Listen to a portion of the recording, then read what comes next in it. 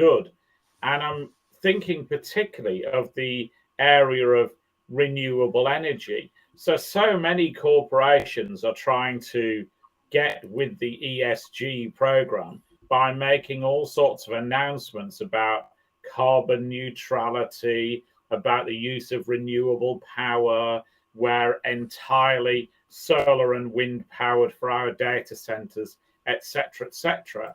But as they used to say in olden days, there be dragons.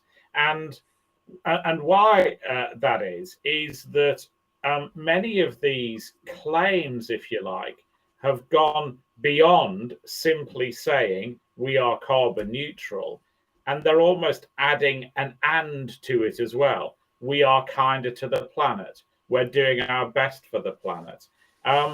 And when you make claims like that, then you're potentially subject to fair trading law across Europe. I think the position in the US is similar as well. So, for example, if you make a statement like that and you can't back it up with evidence, in the UK, the person making the statement or officers of the corporation could be punished by a fine, or in extreme cases, a prison term of up to 2 years.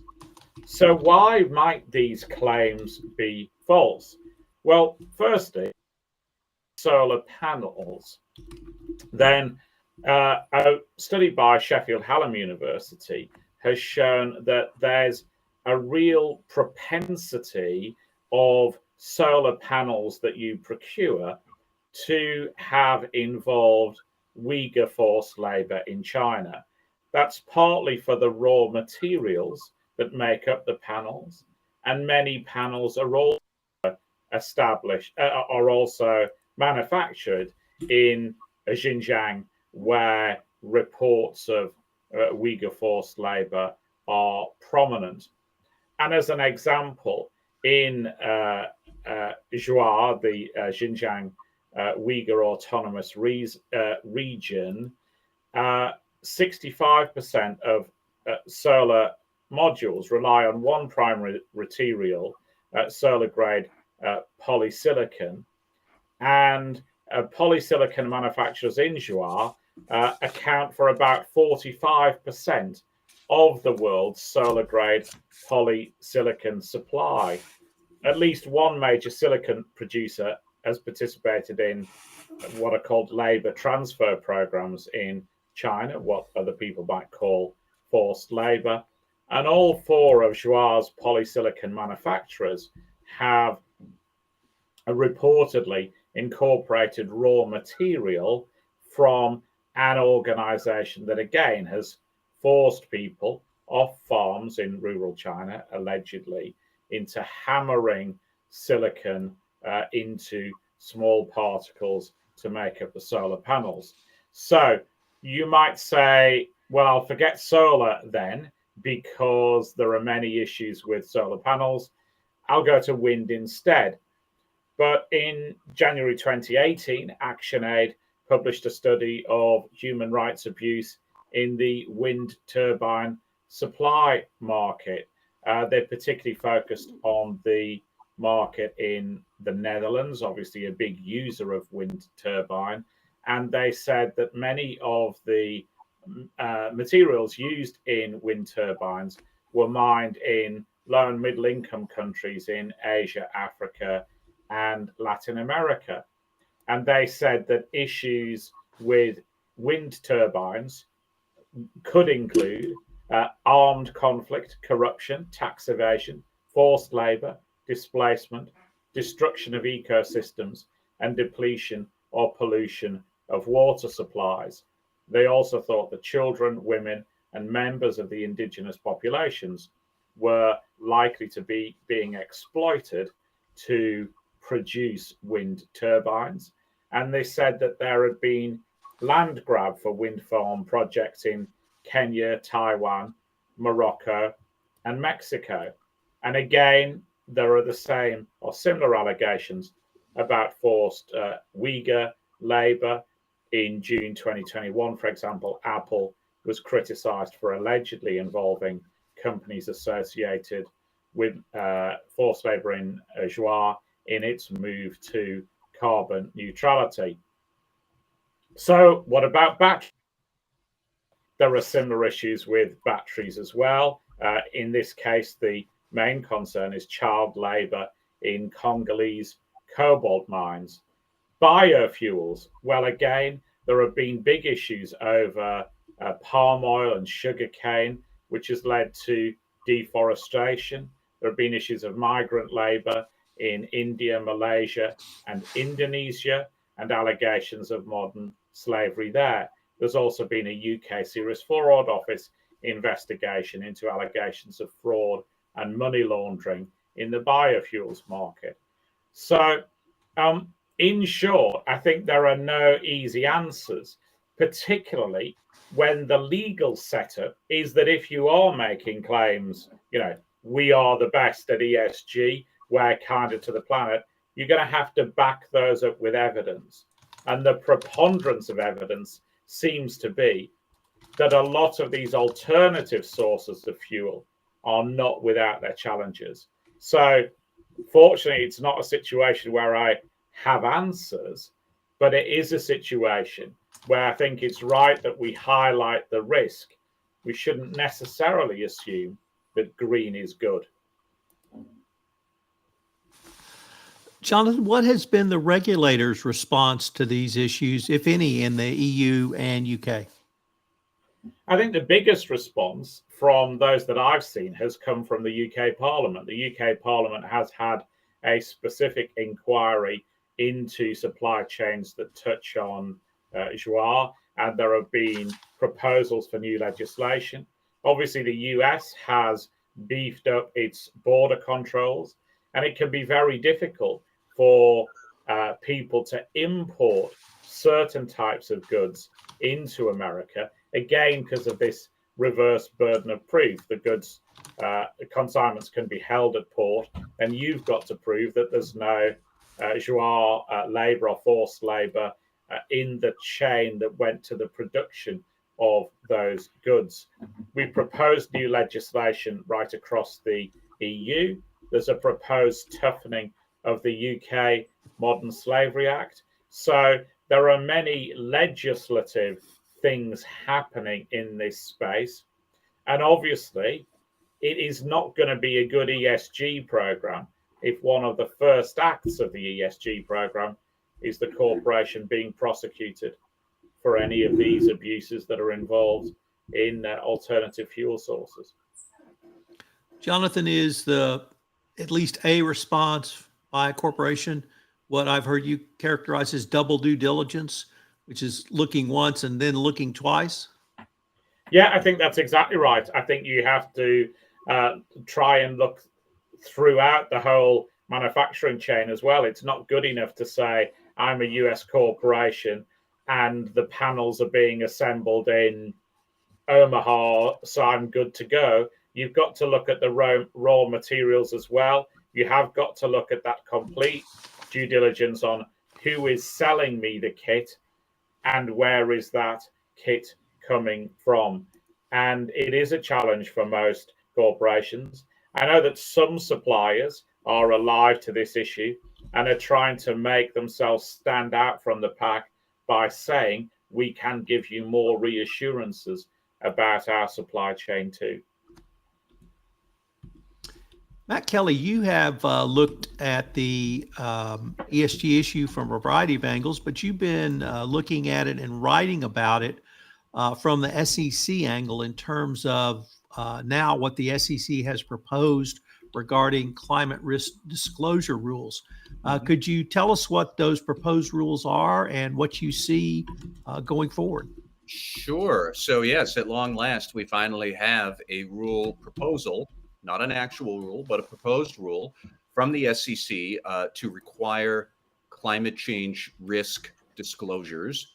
The rule is now out for public comment for probably another 50 days or so. There's typically a 60-day comment period, and the rule was adopted, or the proposals were put out on a 3-1 vote about 10 days ago. So you have until probably mid-May, late May to sound off on what the final proposals will be.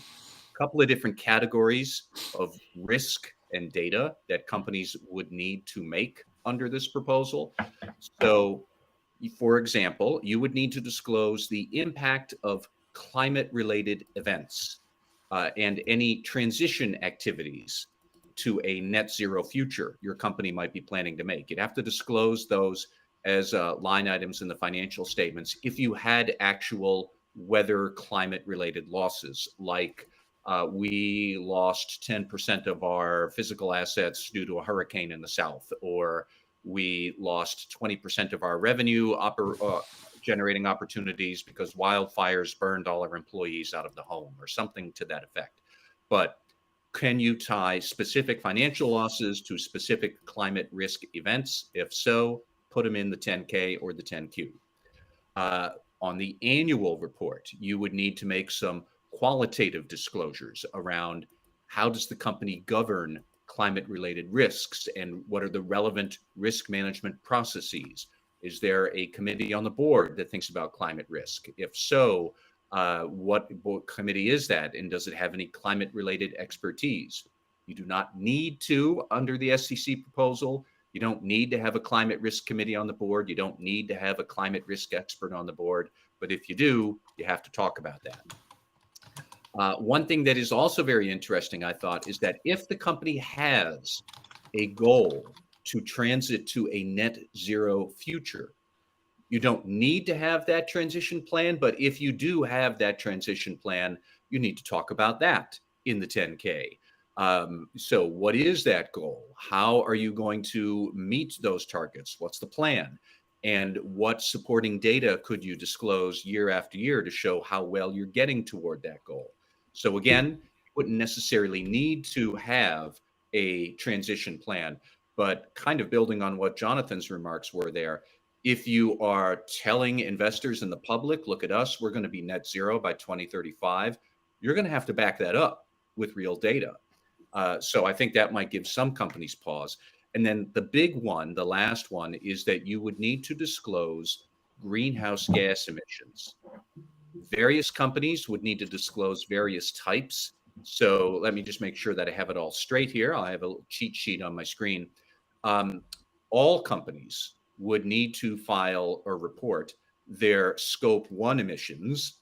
What's coming out of the chimney at your factories and your properties? How much are you generating greenhouse gas emissions? All companies would need to disclose Scope 2 emissions, which is how much greenhouse gas emissions are generated by the electricity you buy to heat your physical plant, to cool it off if you're down south, to keep the lights on. But whatever energy supplies you're buying, what's the greenhouse gas emissions from that? That's Scope 2. And everybody would need to disclose Scope 1 and 2. And then large filers and large accelerated filers, and non-accelerated filers. You would all eventually have to also disclose Scope 3 emissions. How much greenhouse gas is made by your whole supply chain operation, all of your suppliers, all of the greenhouse gases that might be generated by the use of your product, and so forth. Smaller reporting companies, which I believe it's the revenue threshold of 200 million or less, I think. If somebody has the real facts and figures and I'm wrong, please let me know. But smaller reporting companies would be exempt forever from reporting Scope 3. But everybody else eventually would need to report Scope 3. When would we do all of this? In theory, if the SEC adopts a final rule proposal later this year, then for large filers, you would start gathering that data in 2023 to include it in the annual reports that you start publishing in 2024. So about 2 years from now is when we would start seeing all of that. And that's for the large accelerated filers. Everybody else would phase in a couple of years after that. So that's what the proposal is. There are a couple of questions that compliance officers might want to ponder here as well. So first, you would have, would greenhouse gas emission disclosures, the actual GHG numbers you're putting out, would that be subject to internal control? That's a question that Commissioner Allison Heron-Lee raised. And right now, you would disclose those numbers for greenhouse gas emissions under Regulation SK, qualitative disclosure. Should they maybe move them into Regulation SX, numerical thing like financial data? Financial data is subject to internal control over financial reporting. So Commissioner Lee asks, should we have something like internal control over climate reporting? I don't quite know how that would work. I'm not sure how, I guess, resistant a lot of companies would be, but I think that would be a rather jarring thing if we started having ICFR or ICCFR, internal control over climate reporting. So that's a question that she raised. Second question, compliance people would need to think about is how would the audit requirement for greenhouse gas emissions work? So right now there's a question about, would this be 1 year of limited assurance where an outside advisor, a climate regulatory auditor, maybe a Big Four audit firm with a climate practice, would they provide limited assurance that we don't see any big material issues here, seems fine, or would it be the higher standard of reasonable assurance?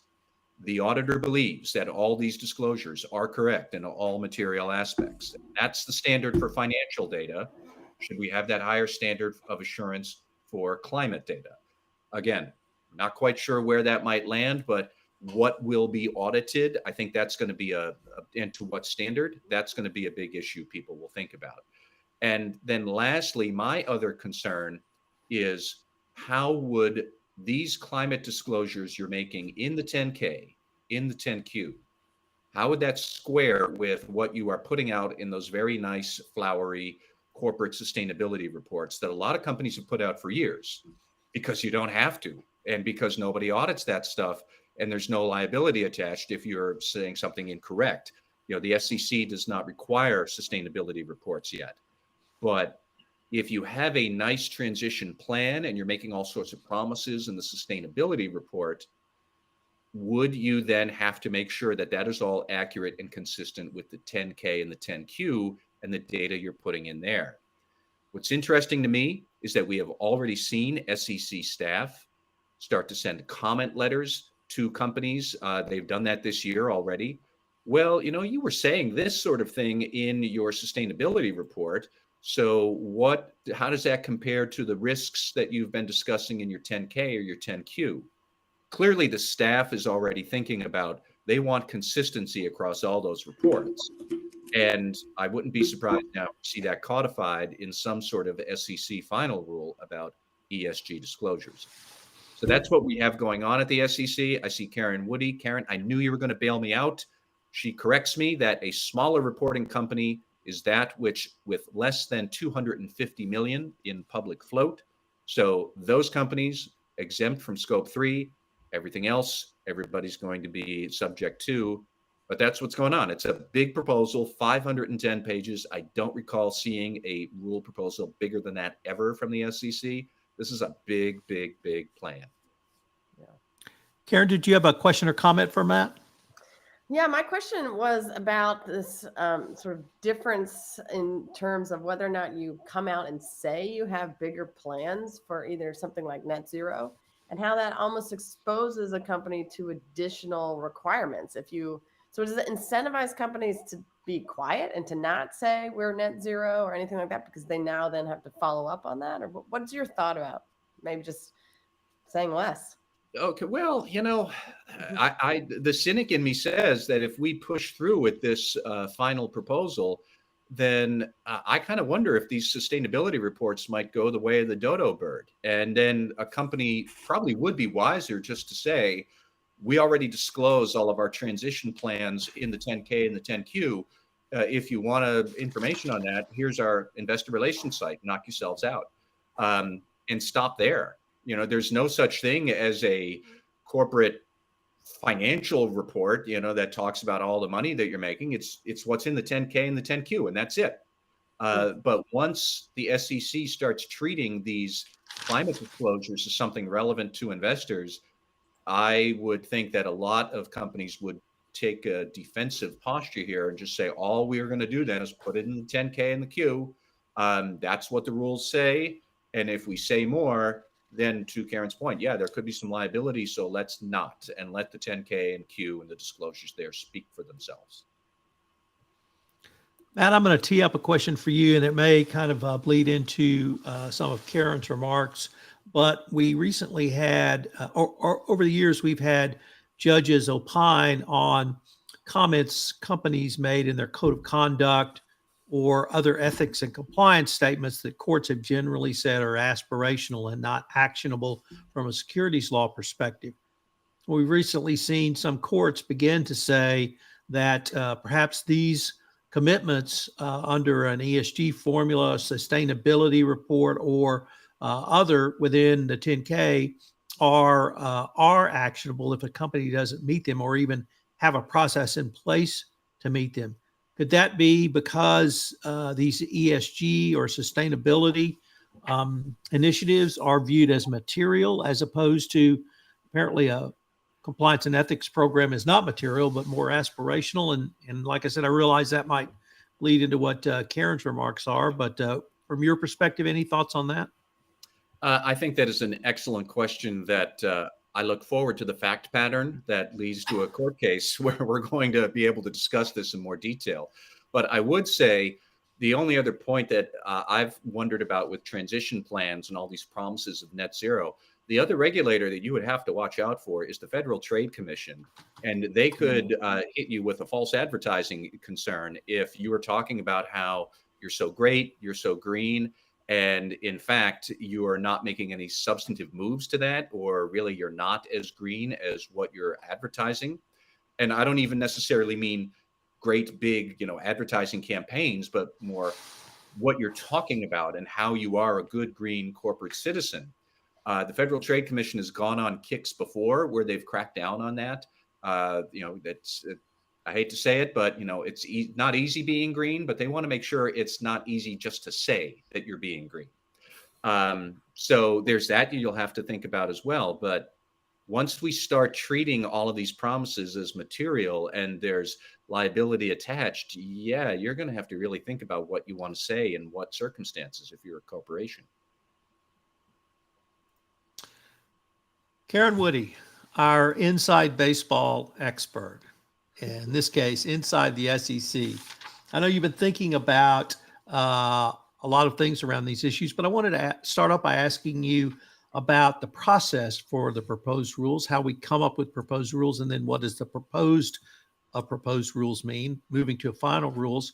And also, as Matt said, it was a 3-1 vote by the SEC with Commissioner Hester Pierce dissenting. And I think you have some thoughts on her dissent and why, or at least challenging some of her conclusions. So what do you have for us on this? Sure. I think Matt explained that now that this proposed rule has been written, and the way that gets written is obviously in concert with a number of different people involved at the SEC, including the Office of General Counsel and a number of other stakeholders that come together to come up with these rules. These aren't necessarily just picked from the sky. They had spent a lot of time working through this, and this massive, as Matt pointed out, 500 some page proposed rule is what they promulgated last week. Then we have about 60 days to comment on it, we being the public. So essentially around May 20th is when the comment period closes. The SEC takes the comments under advisement and reviews them, and then eventually will promulgate a final rule. And so that is what is coming down the pike. So now is the time when we see a lot of the debate via these comments from all sides. And you're right, in terms of what I wanted to speak to, in terms of more of the substance rather than the procedure here, deals with the dissent we saw from Commissioner Pierce, and how, well, first as a sidebar, I'm curious to know if any of you all, in the times that you've been following and watching the SEC, if we've always seen a pro forma dissent every single time there's a proposed rule. It does seem like the SEC has become so ideological in terms of the split of the commissioners. And now Commissioner Pierce has only her own self on her side now that Roisman has stepped down. So it's going to be probably a 3-1 on these rules for a while until there's the second Republican commissioner appointed. But that, I think, the fact of that and the fact that we now see a dissent almost at every turn, I think colors a little bit of the discussion and the tone of the SEC. And one that I think is for the worse, in the sense that this does feel like a very ideological, political type space in some ways, which I don't think is doing anyone any favors when we're trying to figure out exactly what it is that is material, what investors care about, what is actually affecting markets or not. And to relegate this to sort of the, talking points on various news shows, I think is not helping. But that's a tiny aside. But I do think we need to look at what Gensler's saying in this proposed rule, and then also, which I think Matt did a good job sort of walking through the fine points of it, but then also to step back and look at the broader ideas and scope of this rule. And one way I think to do that is to look at what the dissent is trying to argue is not correct or not maybe within the scope of the SEC's authority. And that is really the big pushback here, that this is not, this SEC is outside of its lane when it's promulgating rules about climate. It's not a group of a bunch of climate scientists over there. So what are they doing in this space at all? And so in this sense, my take is that it's well within the SEC's authority and mandate to be promulgating these rules, because I do think this is material information, and I think it bears directly on systemic financial risk. It would be hard to find an industry that won't be touched by a climate event at some point. Supply chain alone is one where that will be heavily affected. So every industry likely will have some, will feel the climate risk and feel the effects of a climate emergency. So that said, if we wade into what her dissent is, it really does start with, one, we already have these rules. You have to already under Reg SK disclose if you, under item 303, any known trends or uncertainties that will affect the company's finances. We have item 101 of Reg SK that requires you to describe your business. Item 103 requires you to disclose the legal risks that could be pending. So the ways that you could piecemeal together, I think, is her point of what you need to be disclosing now in addition, and maybe at least a more streamlined way. So she's basically saying we already have this. You already have to do this in some way. So that's one argument. I think we can. I think it's an easy way to debate against that, which is the point of this was to put this in one place, have investors be able to understand climate as its own risk in one type of uniform type disclosure. Her other points of issue here are the ones we hear a lot, which is this is not material information. Investors don't care about this, at least not all investors. And to think of investors as a monolith is inaccurate, because we have different stakeholders, we have different interests among the collective that we call investors. And this, I think, I always harken back to what I'd spent a lot of time in both practice and then in the academy now discussing the conflict minerals rule. And I think ESG is a perfect counterpoint to that, because conflict minerals came out under Dodd-Frank as a pet project of some of the sitting legislators at the time, and became very much a top-down, like, oh, by the way, we're really worried about Congo and what's going on in Congo.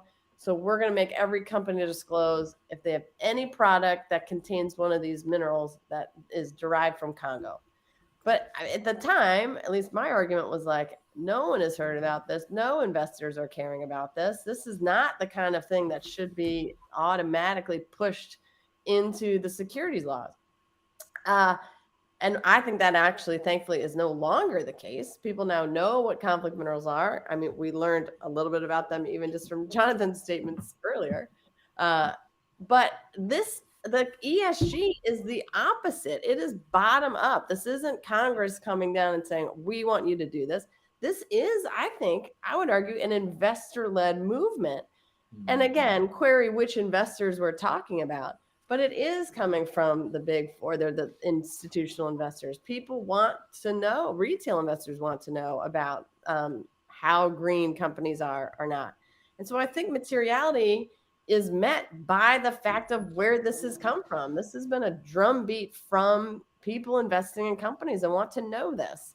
So whether or not you think it actually hits financial bottom line, it actually gives any information about the health of your investment, I think those debates are old now because the investors are asking for this. One other thing I'll say, because of course, in the dissent, there's also the other always tacked on, no one's done a cost benefit analysis here. That's always thrown in as a reason not to regulate. And then, of course, the broad, this actually hurts companies and the economy because it's burdensome for them to do this work. But one other one I wanted to point out that she mentioned that, again, harkens back to conflict minerals is this trope about compelled speech. And whether or not, you're requiring companies to say something that they wouldn't otherwise say or want to say. Again, that is a long-standing debate. It's actually the one challenge that had legs on conflict minerals disclosures. But here, I think, at least for this one particular dissent, it seems like she's a little bit arguing out of both sides of her mouth. She says, one, we already have that required as disclosures under Reg SK. But then you're saying, but it's compelled speech at the same time. So it's hard to know which side of that debate she's taking. But I think these debates are long-standing. They will apply to all things ESG, not just climate. They're going to come up again when we see the next one on, name it, diversity, crypto, cyber, any other type of argument. These are the usual debates. But I think here, I would think Gensler has the upper hand. I think this is well within the SEC's authority to do this. So I'll stop there because I could filibuster on that for much longer. But Matt, do you have a comment or question for Karen? I have two quick comments.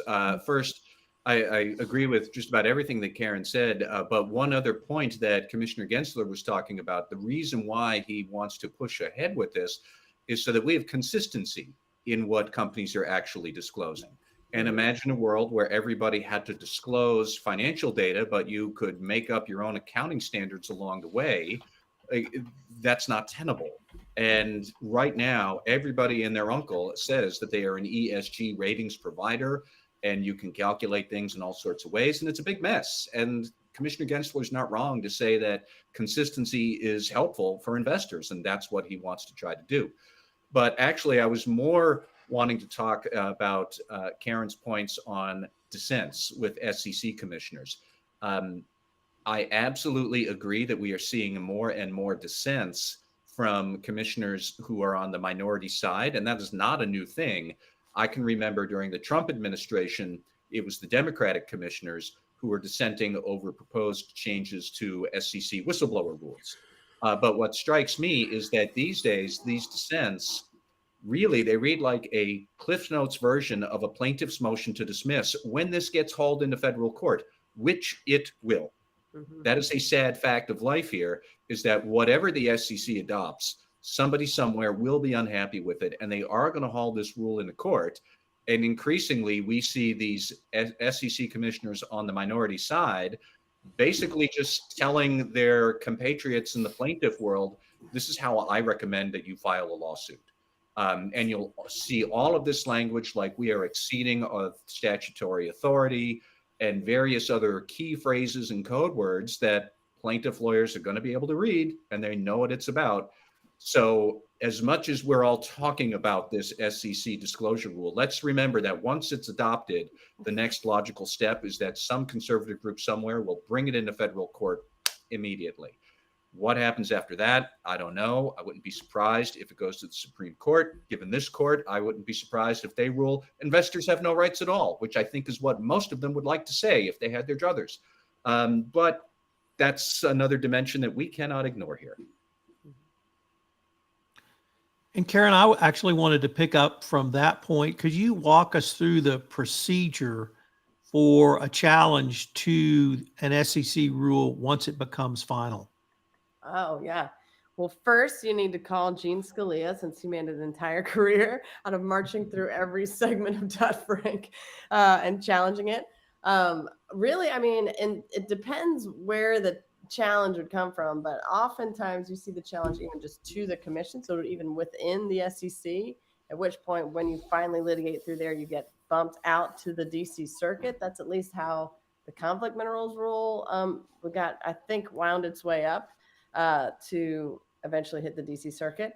But it's usually brought by, as Matt said, some conservative consumer group or somebody who challenges this based on any number of the things, as we said, as Commissioner Pierce laid out. One of these, and usually the one that's, again, at least Gene Scalia would do every time, was this cost benefit analysis. That's the low hanging fruit. Like, this is going to cost. You didn't look at how much this is going to cost companies here and there. And then we start the process at that point and see how far it winds its way up. I don't know if that answers your question. So would the suit be filed in federal district court? And could you explain the internal SEC process a little bit? Yeah. Well, so the SEC, as we all know, is its own little mini country in some way, because it writes rules, it enforces its own rules, and it actually has its own court as well. With an administrative law judge appointed who's an employee of the SEC. And if you bring a suit initially at the SEC, you are heard by that administrative law judge. And if you lose there, which you likely will, because the rules of evidence are it's a little more of a home court advantage for the SEC in their own administrative law court. You then appeal that to the commission itself, and then the commission will issue an opinion. And that, if you appeal, that is the first time you are heard by an Article 3 court, at which point you appeal out to the DC Circuit, which is why the DC Circuit sort of is the foremost sort of place to hear administrative law opinions, and is the expert on a lot of this type of issue. So that's one route. Otherwise, you're right, you could bring this as a federal challenge in a federal district court as well. And so I think either avenue is open for plaintiffs on this. Jay Rosen, you and your colleagues at Affiliated Monitors often write about and perform culture assessments. You've been able to hear the rest of the panel, and so I really wanted to ask you, can a culture assessment, or how would you suggest adapting perhaps a culture assessment to have an ESG focus? And then how would you use that information to help create an overall ESG program going forward? Great questions, Tom.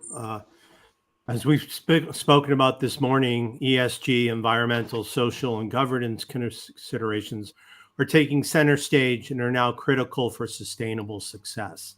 However, there is one key area organizations may overlook when planning their ESG strategy, and that's culture.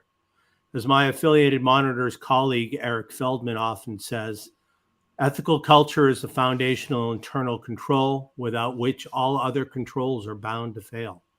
Culture is the way things get done within organizations. It's made up of attitudes, norms, beliefs, and behaviors that determine how people show up at work, what they prioritize, and the decisions they make. Getting culture right is essential for any successful transformation. Organizations can invest heavily in ESG-friendly structures, workforce strategies, and governance models, but if they are unable to align hearts and minds and educate the company around the goals of ESG, then unfortunately not much will change. Unlike changes to business structures or operating models, this cannot simply be defined and implemented from the top down. Few people are prepared to alter their attitudes and beliefs simply because senior management tells them they should. Instead, leaders need to give people a say in culture change, asking for input, listening to their perspectives, and involving them in planning. They also need to clarify to everyone in the organization why the change matters and how it puts them in a better position to meet the needs of their customers and society.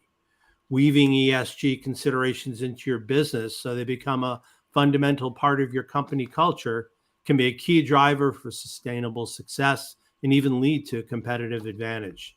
In terms of ESG, how do we create the right culture and mindset engage our people, and reinforce the right behaviors. If a company says they're all about ESG, then they need to show it. Talk the talk and walk the walk. A company's internal policies, processes, and cultures must align with their external communications and how they support their customer base. Is there any hint of inconsistency between what they're saying and what they're doing? Employees will see right through these efforts as inauthentic, and the company could fail to capture the changing customer needs. Oops, hang on a sec. Here are some critical factors to successfully align your culture with your ESG strategy. Leaders displaying personal behaviors that contradict wider ESG messaging can undermine all efforts to drive a positive culture. The right behaviors, such as carrying a reusable water bottle, using public transport, or avoiding unnecessary printing, can enhance your credibility. The wrong behaviors, such as not using the recycle bin, can consequently diminish it. Performance measures drive behaviors and have a big impact on your organizational culture, right up to the leadership level. What behaviors and decisions are your leadership performance metrics driving?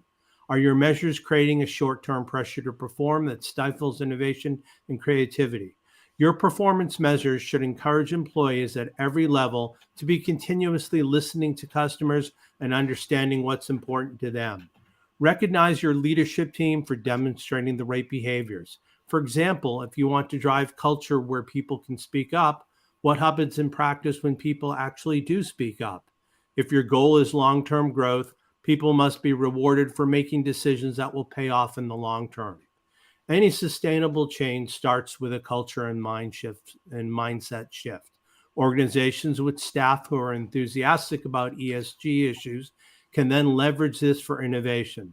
The challenge for leaders is to get staff to proactively focus on activities that have a positive environmental and social impact, while also being commercially viable so that they can support customers both now and in the future. Company-wide change relies on connecting with people on these issues. Fully embedding desired behavior into your workplace culture is about winning hearts and minds and connecting with people on an emotional level so they can take ownership of making the change. The good news is that the relationship between culture and sustainability runs both ways. Not only can your culture help drive ESG activities, but ESG activities can also help increase engagement with new and existing employees and rally people around your company's ESG goals.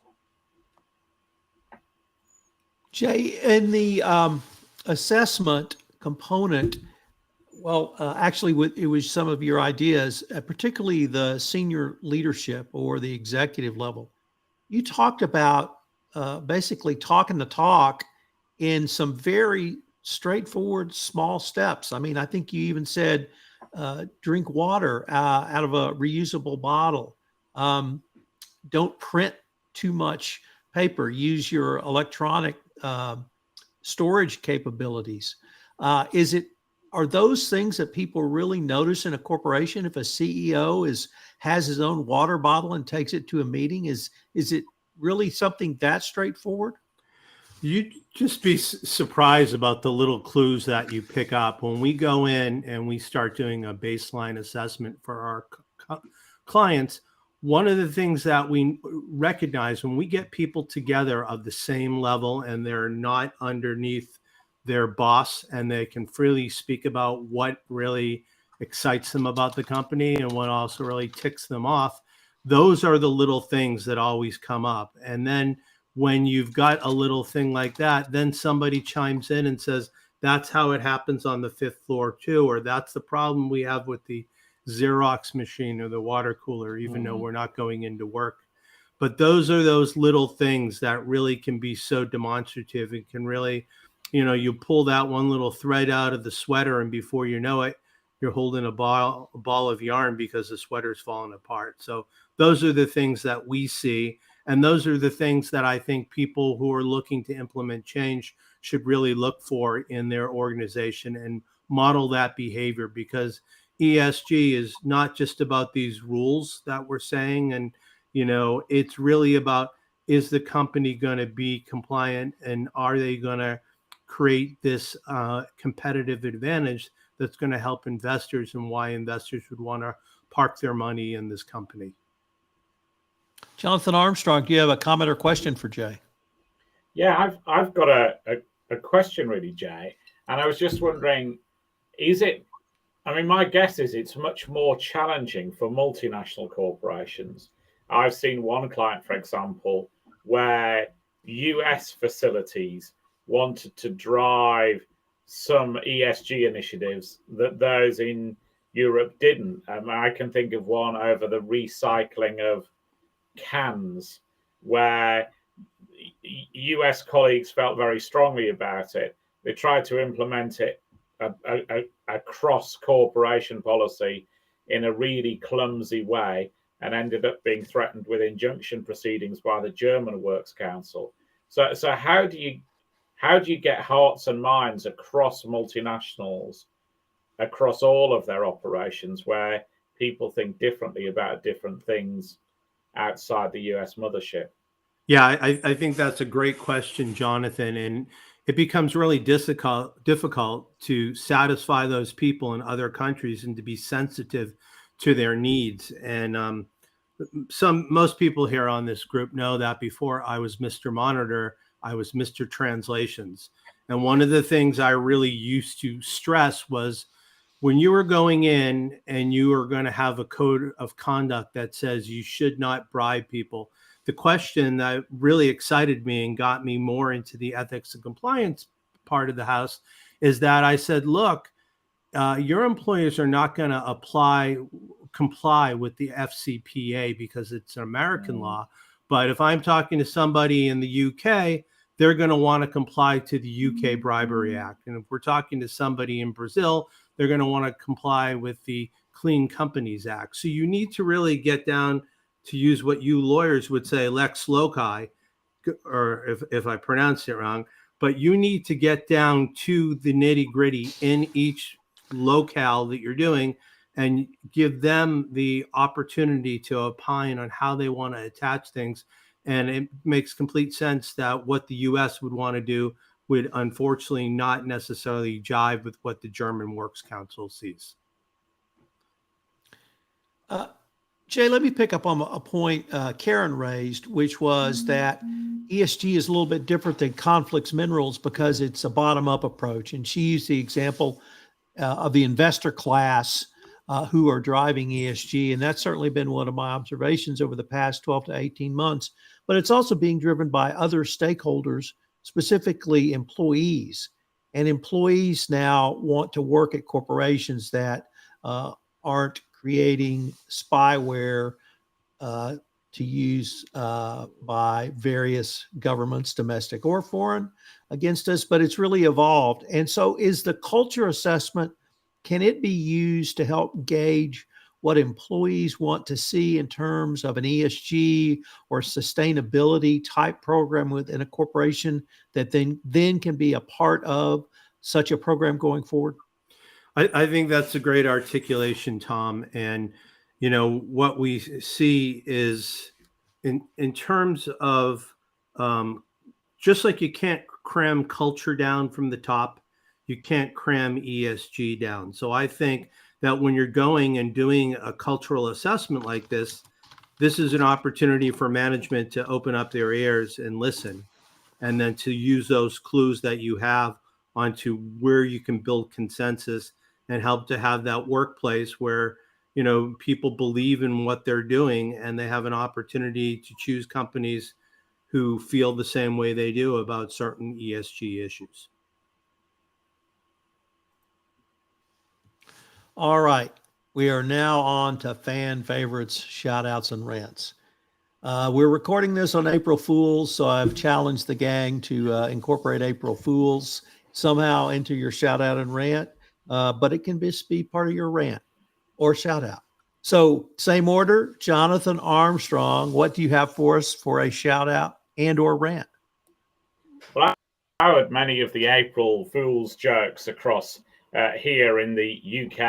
I had a brief look at the Poisson d'Avril because it is so called in France, but I don't find anything as amusing as some of the true stories that have come across my desk this morning. So I've tried to pick one, and the one that to me is simply the best is the role of Tina Turner in trying to advance the world of GDPR litigation. So what's GDPR got to do with it? Well, Tina Turner found out that there was a show advertised, Die Tina Turner Story, in Germany. And she said that people reasonably thought that she was going to schlep up on stage every night. But it wasn't her. It was a private chancer, a chancer for money, who was going to stand up on stage and interpret Tina Turner each night. So she tried to sue on a GDPR basis, saying that that was her image and her likeness in the posters, and she could issue a stop processing notice under GDPR. And the case has been through some subsidiary courts in Germany, right up to the Supreme Court, who've ruled against her. So she didn't win this time around, but I think the whole case is somewhat more bizarre than most of the April Fool's pranks I've seen this morning. Matt Kelly for True Insiders. We're going to shout out to you on Twitter for that. But beyond your Twitter work today, what do you have for us in terms of a shout out or rant?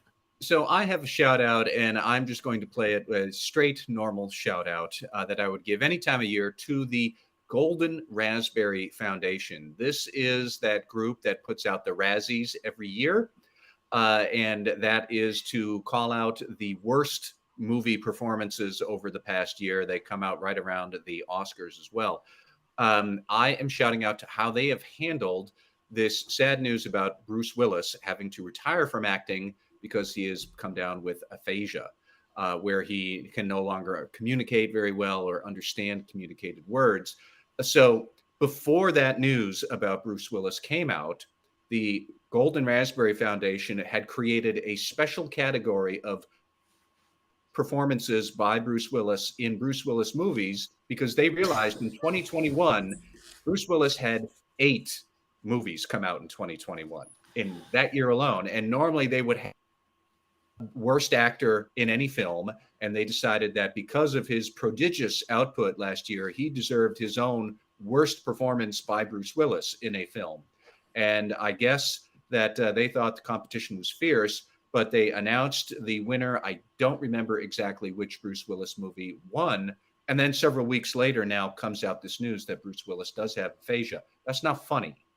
And so they announced this morning that basically they realized this isn't funny. We are not going to mock him at all. And they have rescinded or canceled or whatever you might, but they have withdrawn their worst award to Bruce Willis for a Bruce Willis movie because that's just not funny. Maybe his performance had been suffering because he has aphasia, and it's a terrible disease. So I wish him well. He had made many bad movies long before aphasia. My favorite worst Bruce Willis movie would probably be Hudson Hawk from way back when, in I think the 80s. But Bruce Willis has also done many good movies. He's entertained people a lot over the years. So I wish him well in his retirement and wish him good thoughts throughout this difficulty that he has. And congratulations to the Razzies for understanding how awkward this is and just falling down on their own sword and saying, we retract everything we've done here. That's not funny. Good for them. Karen Woody, what do you have for us?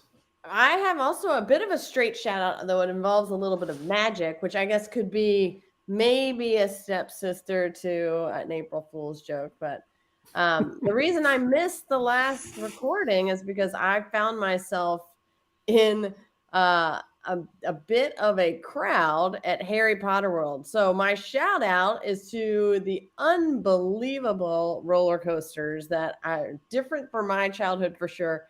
Some of the best rides I have ever been on. That definitely gets the shout out.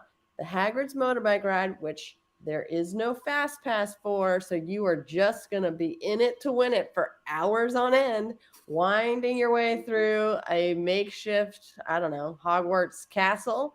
But then you get on a motorcycle. It actually looks like a motorcycle, and it is hands down the best ride I've ever seen. And it involves a lot of magic, but not as many fools, except for me, because I stood in line for 3 hours. Jay Rosen, what do you have for us? Well, first of all, I agree with Karen that the Harry Potter stuff at Universal is amazing. And my favorite thing was the Hulk roller coaster. I have a shout out, and I'm going to stick to the entertainment world. Last week, like everyone here, I was stunned by the slap heard around the world at the 94th Academy Awards. But I've got a shout out to the craftspeople on the movie Dune, which took home 6 awards dominating the technical categories. The film received Oscars for Best Sound, Visual Effects, Production Design, Original Score, Film Editing, and Cinematography. And while this is quite an accomplishment, many Hollywood pundits were surprised when director Denis Villeneuve was snubbed from the Best Director category. This is something I personally called the, quote, movie directed itself syndrome. This is not new, and it happens from time to time. For those who have never been on a film set, absolutely nothing happens without the approval and blessing of the director. We're not speaking only about the auteur theory that the creative vision emanates solely from the director. Just as the chief compliance officer steers the ship from the ethics and compliance perspective, so does the director of this film.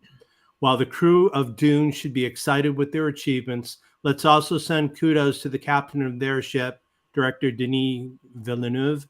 And here's to looking forward to Dune Parts 2 and 3. Tom?